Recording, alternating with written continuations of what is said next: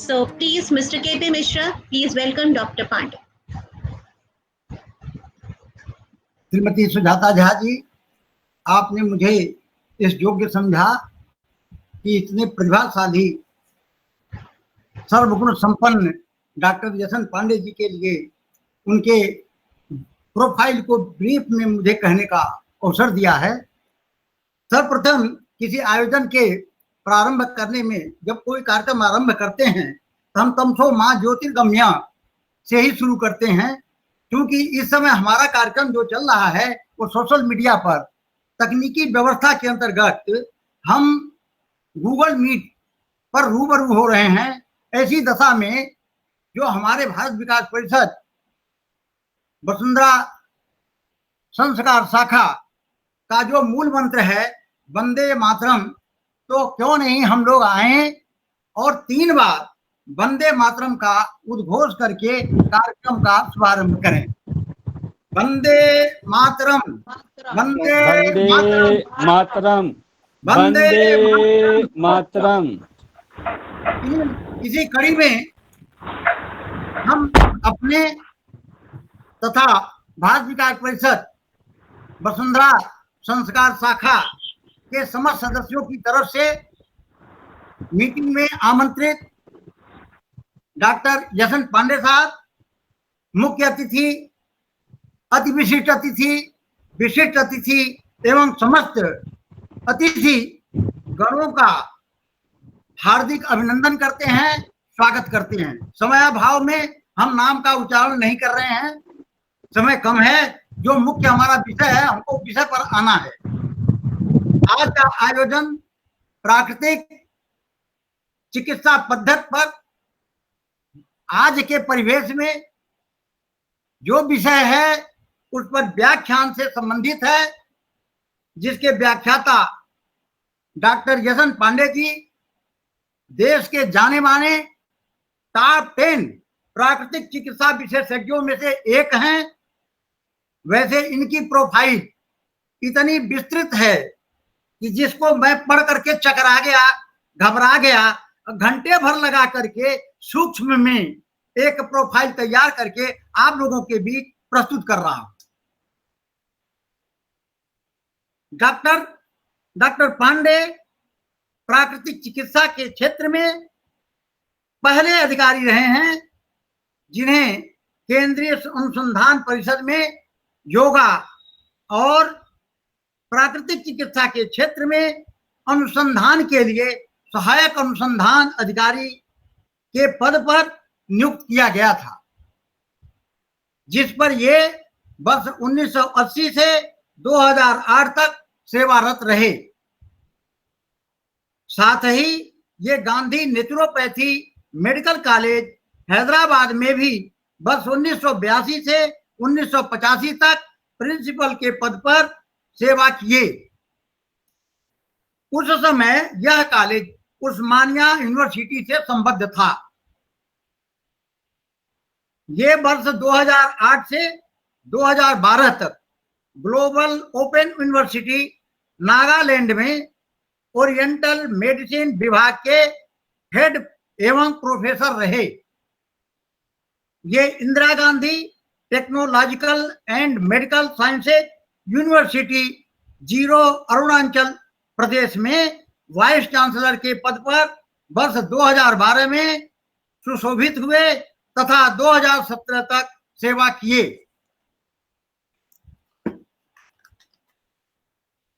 वर्तमान समय में डॉक्टर पांडे जी वर्ष 2017 से ग्लोबल ओपन यूनिवर्सिटी नागालैंड, जिसका मेन कैंपस दीमापुर में है, में प्रो चांसलर के पद पर सेवारत हैं। इसके अतिरिक्त हिंदी एवं अंग्रेजी में प्रकाशित कई संस्मरणों, किताबों व विशेष कोर्स इंसाइक्लोपीडिया का श्रेय भी इन्हें प्राप्त है। इन्हें कई राष्ट्रीय एवं अंतर्राष्ट्रीय पुरस्कारों से नवाजा गया है। हम भारत विकास परिषद वसुंधरा संस्कार शाखा से जुड़े सभी लोग भाग्यशाली हैं कि डॉक्टर पांडे जैसे प्रतिभावान ऊर्जावान व्यक्तित्व को सुनने का अवसर प्राप्त हो रहा है। अब मैं डॉक्टर यशवंत पांडे जी से अनुरोध करता हूं, निवेदन करता हूं कि वे अपने व्याख्यान से हमें अनुग्रहित करें। डॉक्टर यशवंत पांडे जी। धन्यवाद मिश्रा जी। सर्वप्रथम तो भारत विकास परिषद के सभी पदाधिकारियों को और विशेष रूप से विजय मिश्रा जी को, तो हमारे बहुत पुराने मित्र हैं, धन्यवाद देना चाहता हूं। तो उन्होंने मुझे ये अवसर प्रदान किया कि मैं आप लोगों के साथ रूबरू हो सकूं। मैं आज के मुख्य अतिथि श्री अरुण कुमार सिंघल जी का और जो गेस्ट ऑफ ऑनर हैं श्रीमती योगेश वशिष्ठ जी, श्रीमती ममता शर्मा जी, श्री विनीत आर्या जी, श्रीमती इंदु वासने जी, आप सभी लोगों को नमस्कार करता हूं और इस गूगल मीट से जुड़े सभी लोगों को मैं नमस्कार करता हूं। आज एक बड़ी विचित्र परिस्थिति में हम लोग जी रहे हैं। ये कोविड जब से आया है तब से हम लोगों के जीने का ढंग ही बदल गया है। मैं ये देख रहा हूँ कि कोविड से जो लोग परेशान हैं वो तो है ही हैं, इसके वजह से पूरे देश की अर्थव्यवस्था गड़बड़ हो चुकी है और इतने भय में लोग जी रहे हैं। मुझे देख करके कभी कभी बड़ा आश्चर्य होता है कि भाई इतना भी क्यों भयभीत होना। अभी तक कोविड का इलाज, कोई दवा खोजी नहीं गई है, वैक्सीन बनाने की प्रक्रिया चालू है। उसमें हर आदमी परेशान है कि हमें करना क्या चाहिए।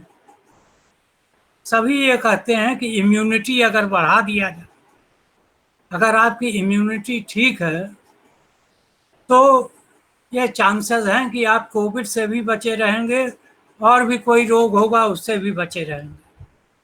मैं मूल रूप से एक प्राकृतिक चिकित्सक हूँ और हम लोगों की जो मौलिक सिद्धांत हैं उनमें यह है कि जब तक आपके शरीर में पर्याप्त जीवनी शक्ति है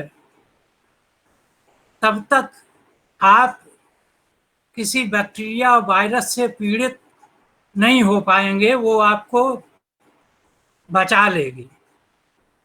हम लोग बैक्टीरिया और वायरस के अस्तित्व को इनकार नहीं करते हैं, बल्कि ये मानते हैं कि वो प्राथमिक कारण नहीं है, वो प्राइमरी कॉज नहीं है, सेकेंडरी कॉज है। प्राइमरी कॉज तो ये है कि आपने अपने शरीर में ऐसा वातावरण तैयार कर दिया है कि ये बैक्टीरिया और वायरस उसमें जा कर के फलें फूलें पनपें, अपनी कॉलोनी बनावें और आपको दुखी करें। तो हम लोग सदा से ये जोर देते रहे हैं कि आप अपने जीवनी शक्ति को, इसको अंग्रेजी में इम्यूनिटी कहते हैं, बढ़ाते रहिए। अब इम्यूनिटी बढ़ाने के लिए भी मैं देखता हूँ कि लोग दवाइयाँ बेच रहे हैं कि ये दवा खा लो इससे इम्यूनिटी बढ़ जाएगी।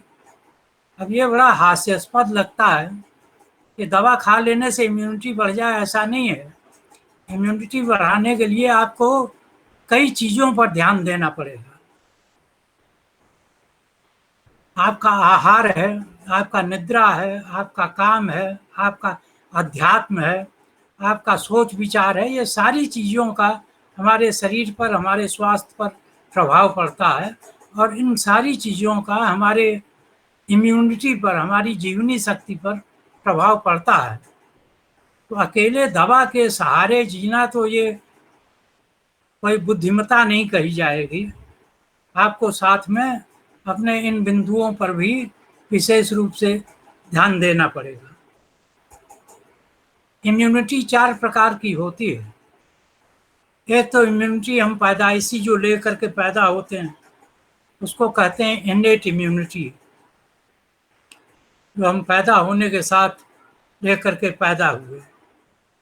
और एक, जैसे जैसे हम इस दुनिया में इधर उधर अपने जीवन को बिताते हैं तो एक तरह की इम्यूनिटी डेवलप हो जाती है, अडॉप्टिव इम्यूनिटी। और तीसरी एक इम्यूनिटी वो भी होती है जो हमें उधार मिलती है, कहिए पैसिव इम्यूनिटी कहते हैं उसको। जैसे माँ के दूध से, माँ का दूध बच्चा पीता है तो वो कई रोगों से, विशेष रूप से उन रोगों से जिन रोगों से माँ पीड़ित हो चुकी है, उनसे सुरक्षा बच्चे को मिल जाती है। लेकिन ये थोड़े दिन का मामला है, भाई माँ का दूध जब तक पी रहा है तब तक सुरक्षित है, इसलिए इसको बोरोड या पैसिव इम्यूनिटी कहते हैं। और चौथी इम्यूनिटी हम लोग डेवलप करते हैं इम्यूनाइजेशन से। आप देख रहे हैं सारी दुनिया में लोग लगे हुए हैं कि कौन सी वैक्सीन कैसे जितनी जल्दी तैयार हो सके तैयार कर ली जाए। मैं ये कहता हूँ कि आपको अपनी इम्यूनिटी बढ़ाने के लिए अकेले दवाइयों पर निर्भर नहीं रहना चाहिए, बल्कि अपने आहार पर और निद्रा पर विशेष रूप से ध्यान देना चाहिए। अगर आपका आहार गड़बड़ है, आपकी निद्रा गड़बड़ है, आपकी सोच गड़बड़ है, तो ये सब इम्यूनिटी इतना आसानी से आप उसको बढ़ा नहीं पाएंगे, बल्कि जो होगा इम्यूनिटी आप में, शरीर में, वो कमी होती जाएगी। अब आहार को लेकर के कई तरह के सिद्धांत हैं। आप एलोपैथी वाले के पास जाइए तो आपको आहार चिकित्सा बताएगा कि आप इतनी प्रोटीन लो, इतना फैट लो, इतना क्या लो, इस तरह से।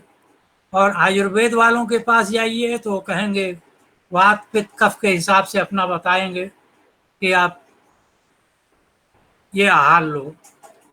नेचुरोपैथ योग वालों के पास जाइए तो सात्विक, तामसिक, इस तरह के आहार, राजसिक, इस तरह के आहार का क्लासिफिकेशन है। हम लोग नेचुरोपैथी में सीधे सीधे उसको 2 तरह का आहार मानते हैं, एक एसिडिक और एक अल्कलाइन। ये कहते हैं कि भाई आपका आहार कुछ ऐसा हो जिसमें 80% अल्कलाइनिटी हो और 20% एसिडिक हो, तो ये आपके खून के पीएच के साथ ज़्यादा मेल खाता है और ये आपको कई रोगों से लड़ने की भी क्षमता प्रदान करेगा और स्वस्थ रखेगा। अभी मैं देख रहा था कई वीडियोस, कई आहार शास्त्रियों के आए हैं जो ये क्लेम करते हैं कि अगर आप 3 रोज तक फलाहार और रसाहार, फ्रूट जूसेस और फ्रूट्स पर रहें तो आप कोविड से बच भी सकते हैं, और अगर हो गया है तो भी ठीक हो जाएंगे। क्लेम्स हैं, अब इस पर काम करके देखने लायक है, लेकिन उनके इस क्लेम में काफ़ी सत्यता भी मुझे दिखाई पड़ती है। मैं ये मानता हूँ कि आपको अपने आहार में, जब तक ये कोविड का चक्कर चल रहा है तब तक पूर्ण रूप से शाकाहारी हो जाना चाहिए। ये तो पहली बात। दूसरी बात कि फलों और जूसेस का समावेश कर लेना चाहिए, जिससे कि आपके शरीर को पर्याप्त विटामिन सी मिलती रहे। अगर पर्याप्त विटामिन सी मिलती रहेगी तो ये संभावना बनती है कि आप रोगों से बचे रहेंगे। और अपने आहार में अंकुरित अनाज जैसी चीज़ें, चने का, मूंग का, मेथी का, इन सब चीज़ों का अंकुरित अनाज बनावें और उसका सेवन करें। वो आपके शरीर में जो भी कमी होगी उसको पूरा कर देगी। ये जीवित आहार कहा जाता है इसको, जो स्प्राउट्स हैं, अंकुरित अनाज, इसको हम लोग कहते हैं कि इट इज़ लिविंग फूड। क्योंकि एक बीज पौधा बनने के लिए उसको जितनी चीज़ों की ज़रूरत है, जब तक वो चीज़ें नहीं मिलेंगी पौधा बनेगा ही नहीं। अंकुरित जो हो रहा है वो इस बात का इंडिकेशन है कि एक पौधा बनाने के लिए जितनी चीज़ों की आवश्यकता है वो चीज़ें उस सीड में हैं, और उसको अगर आप सेवन करेंगे तो आप जीवित चीज़ का सेवन कर रहे हैं, और उससे आपके शरीर में कई चीज़ों की कमी को वो पूर्ति कर देगी।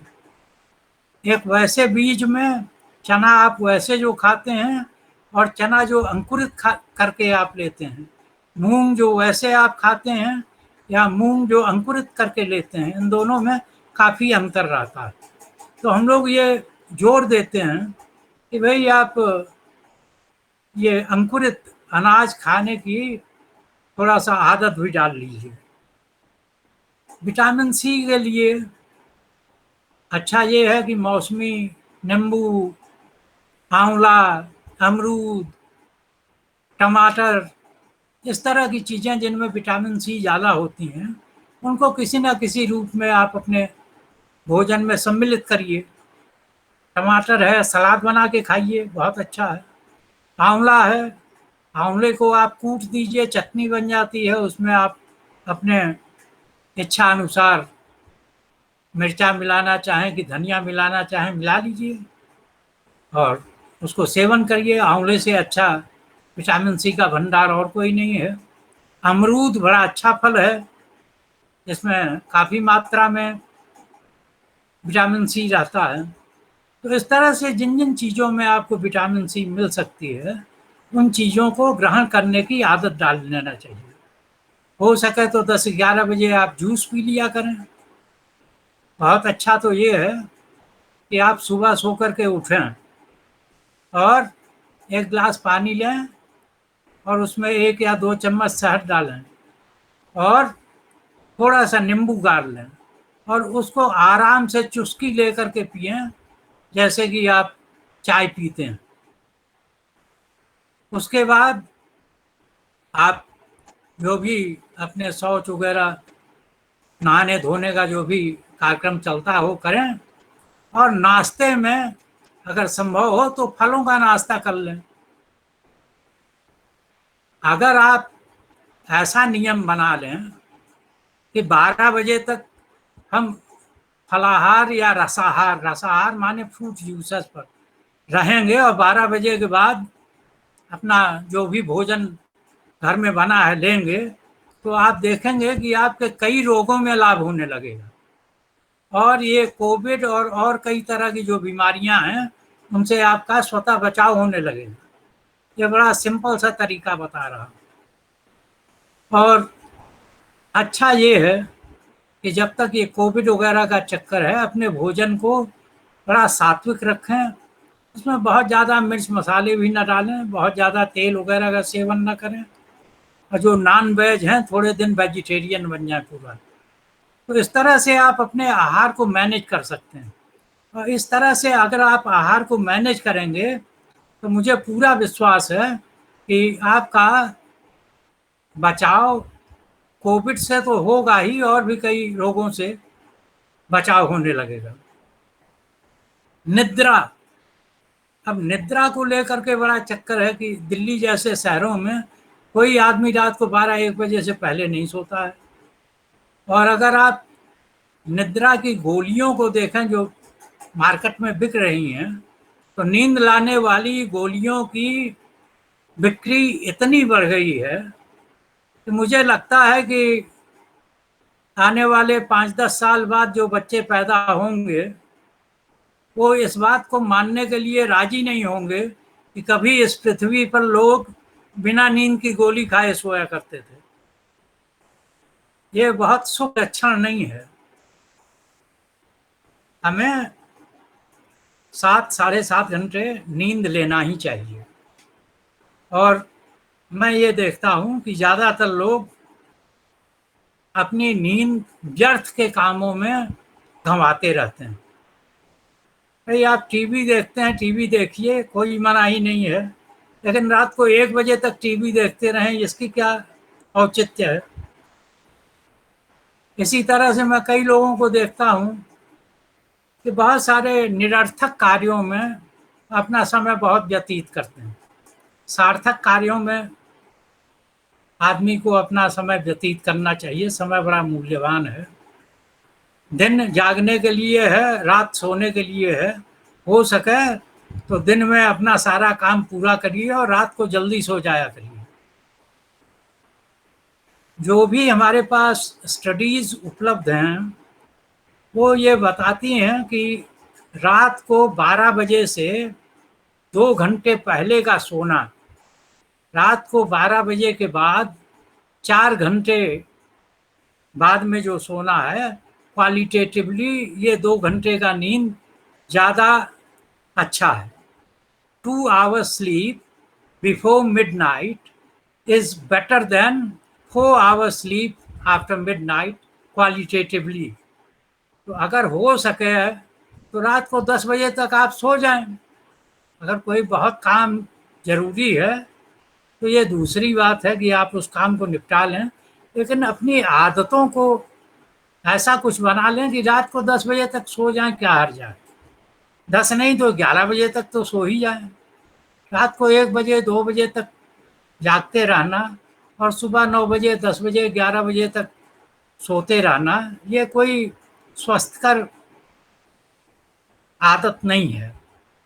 और आप देखेंगे, अगर ऐसे लोगों का अध्ययन करेंगे तो ऐसे लोग ज़्यादातर तनावग्रस्त ही रहते हैं और कई तरह के रोगों से पीड़ित ही रहते हैं। डायबिटीज़, ब्लड प्रेशर और stress, depression, major depressive disorders, इनकी संख्या इन लोगों में आप ज़्यादा पाएंगे। तो मेरा आप लोगों से निवेदन है कि कोशिश कर के 7 साढ़े 7 घंटे नींद लें और अगर हो सके तो रात को जल्दी सो जाएं और जल्दी सुबह उठ जाएं।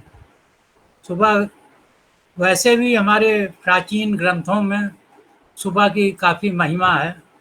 हम लोग हिंदू लोग तो ये कहते हैं ब्रह्म मुहूर्त, सुबह के टाइम को ब्रह्म मुहूर्त करते हैं और बहुत सारे शुभ कार्य हम सुबह के टाइम करते हैं। योग में, तंत्र में बहुत सारी प्रैक्टिसेस हैं जो केवल ब्रह्म मुहूर्त में ही की जा सकती है।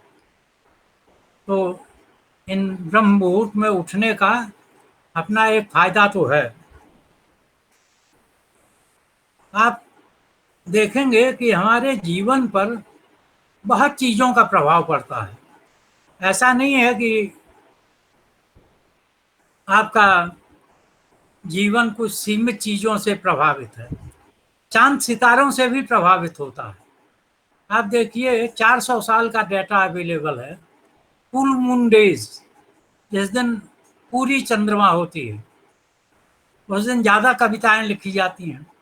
ये अनायास नहीं है कि सारे कवि चंद्रमा को लेकर के कविताएं लिखा करते हैं, चांद का मुखड़ा ये वो।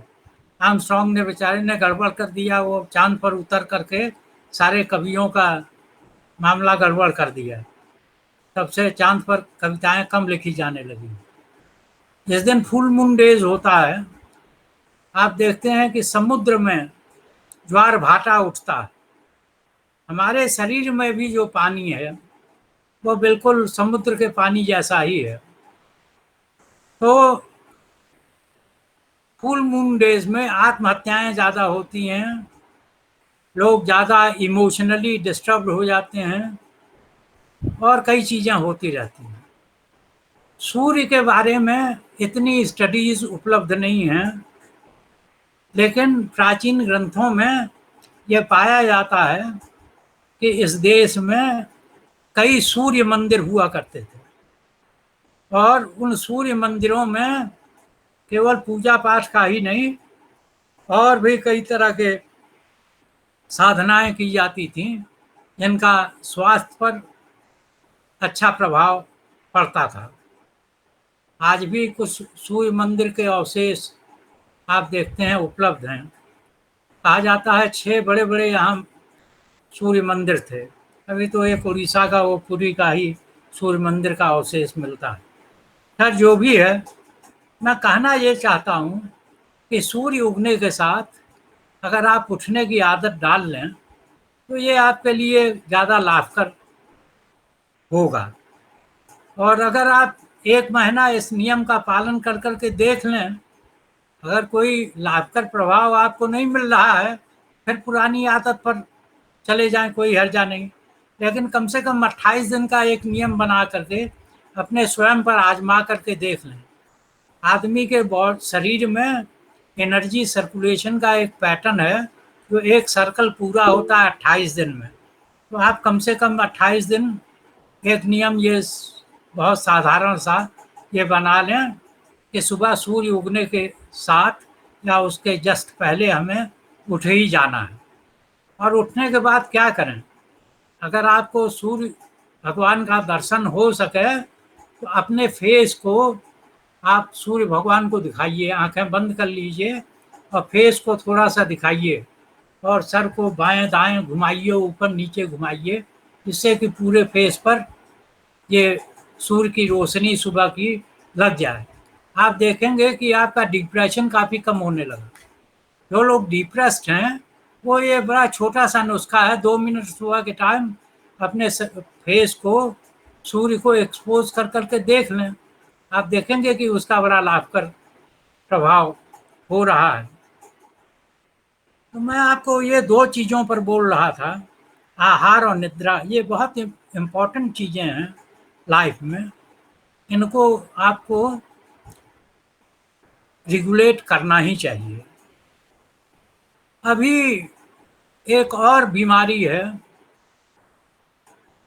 उसको बीमारी तो नहीं, जैसे काम व्यवहार। मैं देखता हूँ कि आदमी काम व्यवहार को लेकर के बड़ा अब्यूसिव सा हो गया, अपने सिस्टम को बहुत अब्यूज़ करता है और उसका परिणाम ये है कि कई तरह के रोगों से वो पीड़ित रहता है। कई तरह की दवाइयाँ बिकती रहती हैं।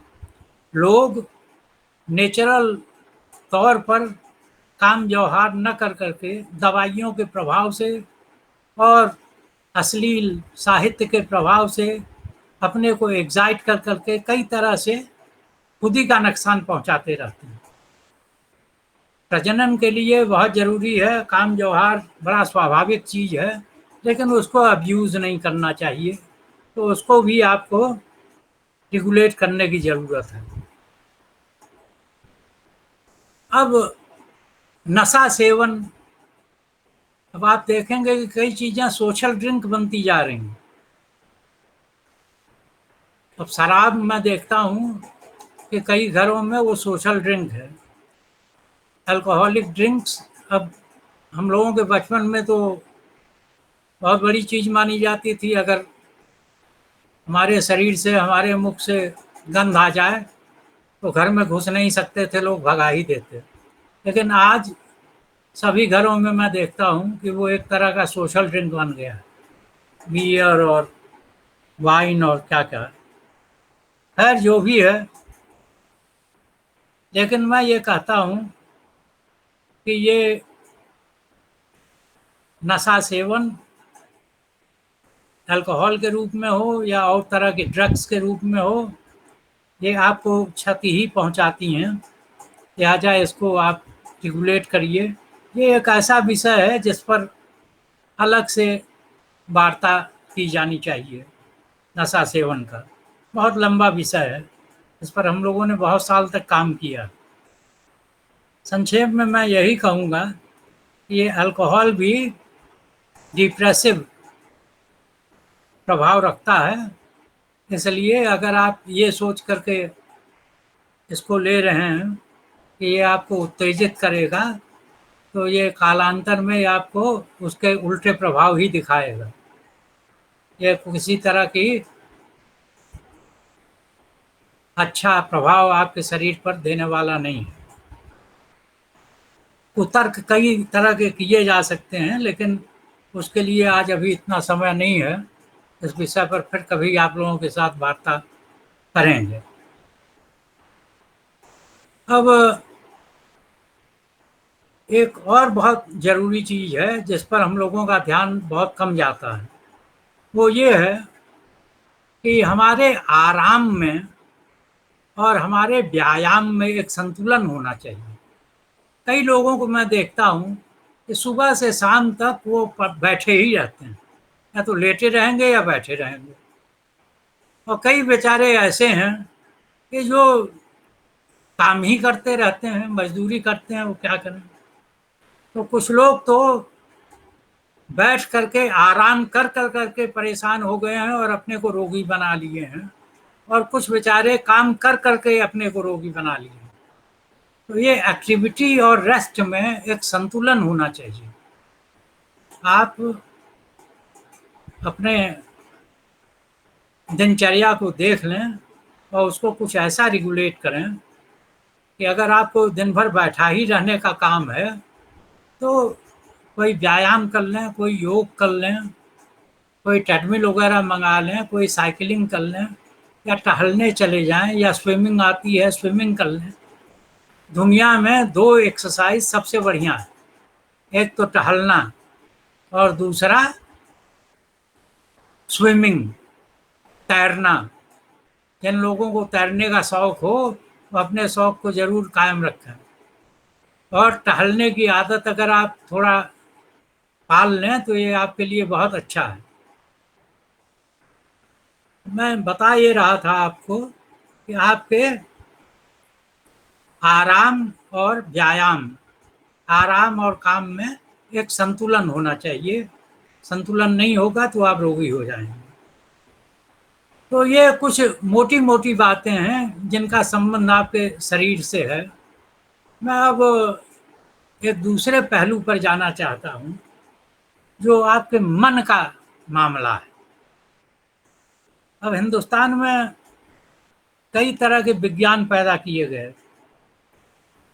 एक तो आयुर्वेद, कि आपका शरीर अगर बीमार पड़ गया तो आप आयुर्वेद से ठीक कर लें। और दूसरा योग। योग शरीर ठीक करने का विज्ञान नहीं है, योग चित्त वृत्तियों के निरोध का विज्ञान है। उसका मूल, उसका जो डिफिनीशन है महर्षि पतंजलि द्वारा बताया गया, वो यही है कि आप अपने माइंड के मॉडिफिकेशंस को, अपने चित्त वृत्तियों को रोकें। आपके मन का जितना बिखराव होगा उतना आप अशांत रहेंगे, और जितना मन का बिखराव कम होगा उतना आप शांत होते जाएंगे। तो इसीलिए पुराने ज़माने में कोई योग सीखने जाता था तो योगा गुरु एक दिन में योग नहीं सिखा देता था कि आओ तुमको आज ही मैं सारा योग सिखा दूंगा और आज ही बिल्कुल ध्यान कराने लगूंगा। तो पहले तो कहता था कि भाई थोड़े दिन यहाँ तुम आओ जाओ, और ये देखो कि हम लोग कैसे जीते हैं, कैसे बोलते हैं, कैसे खाते हैं, किस तरह के आचरण हमारा है। और जब थोड़े दिन आते जाते आश्रमों में आप उनके सब चीज़ों से परिचित हो जाते थे, तब किसी दिन गुरु जो है प्रसन्न होता था, कहता था ठीक है आज तुझे चेला बना लेता हूँ। पातंजल योग दर्शन में अष्टांग मार्ग का विवरण है, दिया गया है कि 8 सीढ़ियाँ हैं। पहली सीढ़ी है यम की। वो कहते हैं कि 5 चीज़ें न करो। क्या क्या न करो? किसी का हिंसा मत करो, मन से, वचन से, कर्म से। अहिंसा, सत्य का आचरण करो, अहिंसा सत्य। चोरी मत करो, कई प्रकार की चोरी हैं, अहिंसा सत्य अस्तेय। ब्रह्मचर्य का पालन करो, यानी किसी को बुरी निगाह से मत देखो, जिस निगाह से आप देखोगे वैसे ही प्रतिक्रिया आपको होगी। तो किसी को देखना ही है अच्छे निगाह से देखो। और जितने चीज़ों की ज़रूरत है उससे ज़्यादा चीज़ों का संग्रह मत करो। ज़्यादा चीज़ों का संग्रह करोगे तो परेशान ही रहोगे। तो ये 5 चीज़ें पहली सीढ़ी में बताई जाती हैं योग में, कि अगर ये पहली सीढ़ी आपने इन चीज़ों को करने लगे तब पार हो पाओगे। तब दूसरे सीढ़ी में वो कहते हैं नियम, कि क्या क्या चीज़ें करो। पहला सीढ़ी है यम का, कि क्या क्या चीज़ें न करो, अहिंसा, सत्य, अस्तेय, ब्रह्मचर्य, अपरिग्रह। और दूसरी सीढ़ी है नियम का, कि क्या क्या चीज़ें करो। तो क्या है उसमें? शौच, शरीर को और मन को साफ रखो, अंदर से भी बाहर से भी, ये है शौच। संतोष, संतुष्ट रहना सीखो। शौच, संतोष। तप, जो भी पाना चाहते हो वो आपको पाने का अधिकार है, लेकिन उसके लिए सत्प्रयास करो, ये है तप। शौच, संतोष, तप। स्वाध्याय, दुनिया दिन पर दिन बदलती जा रही है, आपको अपने को अपडेट रखना है तो स्वाध्याय करना ही पड़ेगा, वरना आउटडेटेड हो जाओगे। मेरे बचपन में सबसे बड़ा आविष्कार था ट्रांजिस्टर का। हम लोग छोटे थे, ट्रांजिस्टर देखते थे तो सोचते थे कि भाई इसमें कैसे गाना बज रहा है, ये कैसे आवाज़ आ रही है। हमारे लिए बहुत बड़ा आश्चर्य की बात थी। ये मोबाइल और ये टेलीविज़न और इन चीज़ों की तो हम सपने में भी कल्पना नहीं कर सकते थे। आज देखिए दुनिया कितना बदल गई है। आप लोगों के साथ गूगल मीट पर मैं बात कर रहा हूँ। ये चीज़ें आज से 50 साल पहले कोई सोच नहीं सकता था। 50 साल तो मैंने ज़्यादा बता दिया, आज से 30 साल पहले भी आप नहीं सोच सकते। लेकिन दुनिया बदली है और उसी तरह से बदलाव के साथ हम लोग जी रहे हैं। तो अगर हम लोग अपडेट नहीं करेंगे अपने को तो कट ऑफ हो जाएंगे। हमें स्वाध्याय करते रहना चाहिए, प्रामाणिक ग्रंथों का अध्ययन करते रहना चाहिए और दुनिया के साथ तालमेल बैठा करके जीने का एक तरीका निकालते रहना चाहिए। तो शौच, संतोष, तप, स्वाध्याय और ईश्वर प्रणिधान। ईश्वर पर भी आप थोड़ा आस्था रखो, क्योंकि इतनी चीज़ें जो हो रही हैं, सुबह हो रही है, शाम हो रही है, इतने चांद सितारे, कभी आप खगोल शास्त्रियों के चक्कर में पड़ो तो दिमाग घूम जाता है। इतनी दूरियां और क्या क्या चीज़ें हैं, ये चीज़ें सब नियमबद्ध तरीके से चल रही हैं। तो अगर कोई नियम बनाने वाला और चलाने वाला नहीं है तो कैसे चल रही है? कुछ तो है, तो उसी को हम ईश्वर कह लेते हैं। तो ईश्वर पर आस्था रखो। तो ये जो पहली और दूसरी सीढ़ी है योग में, इसको जब आप कर लेते हैं, इनको जब अपने जीवन में आचरण में उतार लेते हैं, तब आप आसन वगैरह करने का अधिकारी होते हैं। और जब आसन भी सिद्ध हो जाता है तब आप प्राणायाम करने के अधिकारी होते हैं। प्राणायाम माने सांस की। और जब आप प्राणायाम करना सीख जाते हैं तब अपने इंद्रियों को जो जहाँ बाहर लगी हुई हैं वहाँ से वापस खींचने की विद्या सिखाते हैं। तो यम, नियम, आसन, प्राणायाम, प्रत्याहार, अपनी इंद्रियों को उसके विषयों से हटाना। जब ये आप अपने इंद्रियों को उसके विषयों से, बाहरी दुनिया से हटा करके अंदर लाना सीख जाते हैं, तब धारणा सिखाई जाती है कि कहीं पर अपने माइंड को आप फिक्स करना सीखो। तो आप माइंड को फिक्स करने की कोशिश करते हैं, भागता है, फिर लाते हैं उसी जगह, फिर फिक्स करते हैं। ऐसे करते करते करते जब आप 11 सेकंड तक एक जगह टिकने लगते हैं तो ये होता है कि ये ध्यान की एक यूनिट करना आपने सीख लिया है। अब उसी को बढ़ाते जाओ। तो बढ़ाते बढ़ाते आप ध्यान को इतना बढ़ा लेते हैं कि वही आगे चल करके समाधि हो जाती है। तो ये 8 सीढ़ियां हैं: यम, नियम, आसन, प्राणायाम, प्रत्याहार, धारणा, ध्यान, समाधि। अभी जो डॉक्टर हैं वो ज़्यादातर लोग शरीर पर ही ध्यान देते हैं, मानसिक पहलू पर ज़्यादा ध्यान नहीं देते। हालांकि अब कई हॉस्पिटल्स में साइकियाट्रिक वार्ड भी खुल गए हैं, साइकियाट्री डिपार्टमेंट हैं, और मैं खुद भी आरएमएल हॉस्पिटल में साइकियाट्री डिपार्टमेंट के साथ 4 साल काम किया हूँ। लेकिन मैं देखता हूँ कि कई चीज़ों के बारे में उनकी जो अवधारणाएं हैं वो हम लोगों से डिफर करती हैं। आधुनिक मनोविज्ञान के जन्मदाता सिगमंड फ्राइड, उन्होंने काम को इतना महिमा मंडित कर दिया कि आपकी सारे क्रियाकलाप कामजन्य हैं, है ना। पिता पुत्री को ज़्यादा प्रेम करता है, माँ बेटे को ज़्यादा प्रेम करती है, तो ये इनके पीछे भी काम का प्रभाव होता है। तो इस तरह से जो व्याख्याएं की गई, उन व्याख्याओं की वजह से, अधूरी अधूरी व्याख्याओं की वजह से कई तरह की विकृतियां समाज में पैदा हो गई। भारतीय चिंतन में पुरुषार्थ 4 चीज़ों का बताया जाता है: धर्म, अर्थ, काम, मोक्ष। तो धर्म तो गायब ही हो गया है, अर्थ बचा हुआ है और काम बचा हुआ है। मोक्ष की कामना कोई करता नहीं। अब ये 4 पुरुषार्थ में से केवल 2 पुरुषार्थ की ही बात होती है। उसका परिणाम क्या हुआ? परिणाम ये हुआ कि आज आप बाहर निकलें और एक सुखी आदमी ढूंढें, आपको मिलना मुश्किल हो जाए। आज विज्ञान ने आपको इतनी दौलत दे दी है, इतनी सुख सुविधा की चीज़ें पैदा कर दी हैं कि आज के तारीख में एक भी व्यक्ति को दुखी रहने का कोई औचित्य नहीं है। फिर भी अगर आप बाहर निकलें और ढूंढें कोई एक सुखी आदमी, तो आपको नहीं मिलेगा। कारण क्या है?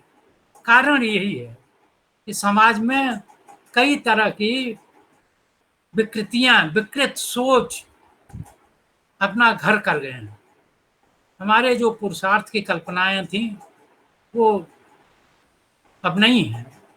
कम से कम हम लोगों को, जो प्रबुद्ध लोग हैं, जो भारतीयता में आस्था रखते हैं, उनको तो कम से कम इन चीज़ों पर आस्था रखना चाहिए।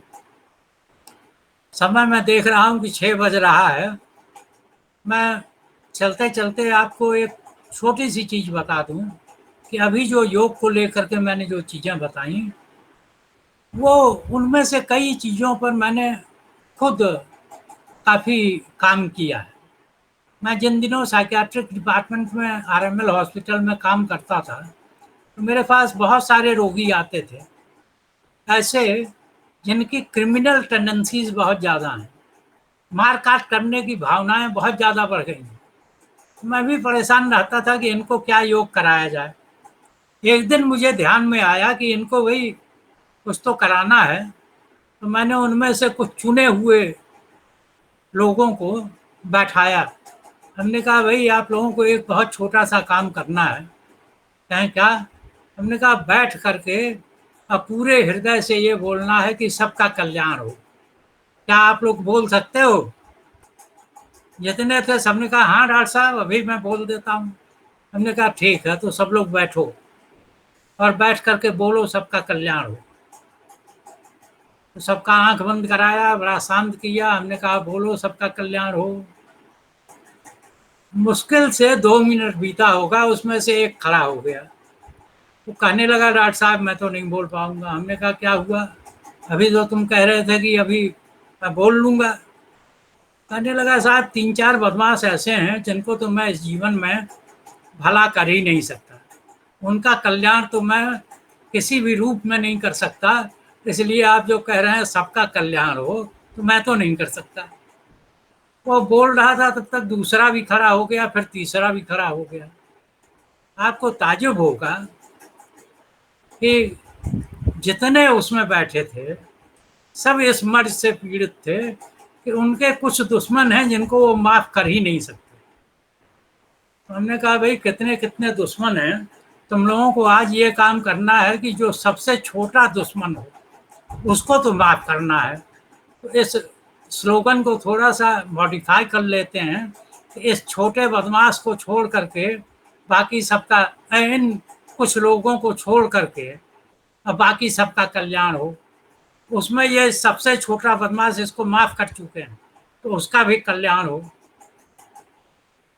ये जब कराना मैंने शुरू किया तो ये सुनने में बड़ा आपको लगता है कि सिंपल चीज है, लेकिन इतना सिंपल है नहीं।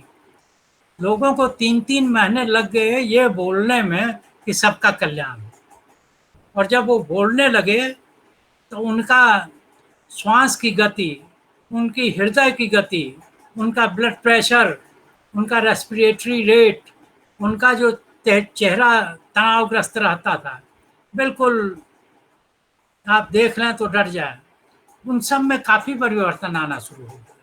और थोड़े दिन में मैंने देखा कि उनके चेहरे पर एक रोजी अपीयरेंस और रिलैक्स्ड अपीयरेंस होने लगी। तो योग में जो चीज़ें बताई गई हैं वो व्यर्थ नहीं है। हमारे पूर्वजों ने जो चीज़ों को बताया है, जो ऋषियों मुनियों ने बताया है, उन्होंने लंबे अनुभव के बाद बताया है, और ये चीज़ें टाइम टेस्टेड हैं। तो आज हम लोगों ने जितना भी रिसर्च किया है अभी तक, सबको सही ही पाया है। तो आप लोग भी इन चीज़ों का थोड़ा अनुपालन करें, तो मेरे ख्याल में आपके जीवन में एक नई सोच पैदा हो सकती है। हम लोग विद्यार्थियों को कराते हैं कि आप विल पावर अपना बढ़ाओ। मैं कहता हूं कि अगर आप आज निर्णय ले लें कि आज के बाद मुझे सत्य पर ही आचरण करना है, उसका कोई भी परिणाम हो, तो आप देखेंगे कि आपका विल पावर सैकड़ों गुना, हजारों गुना बढ़ गया है। 50 प्रकार की चोरियां हैं। एक बार मैंने लिस्ट बनाया 300 प्रकार की चोरी, इस पर लेख भी मैंने लिखा। समय की चोरी, लोगों के इनकम टैक्स की चोरी, सरकारी गाड़ी के सदुपयोग के बजाय दुरुपयोग करके चोरी, कई तरह की चोरियां हैं। अगर आप तय कर लें कि ये सब नहीं करना है, तो आप देखेंगे कि आपको कई तरह के डिप्रेशन से छुटकारा मिल गया। किसी को बुरी निगाह से देखना छोड़ दें, ये एक नियम बना लें कि सबको अच्छे निगाह से देखें, आप देखेंगे आपके जीवन में बहुत परिवर्तन आने लगा। तो ये यम नियम, समय कम है, 6:05 हो रहा है, मैं देख रहा हूँ शायद आप लोग भी ऊब रहे होंगे।